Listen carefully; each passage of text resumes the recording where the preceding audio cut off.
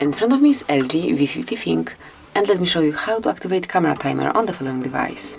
So first of all, you need to open the camera app, then make sure that you are in photo mode, and here at the right corner you will notice timer icon. Just click on it once, and as you can see you can pick 5 or 3 or 10 seconds delay.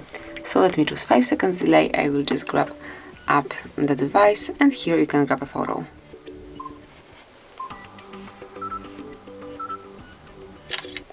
And it will be done after 5 seconds, and then if you would like to turn it off, just mark the switcher a few more times and the picture will be grabbed right after you click. So this is it. That will be all. This is how you can activate and use camera timer, also how you can turn it off. Thank you for watching. Please subscribe our channel and leave the thumbs up.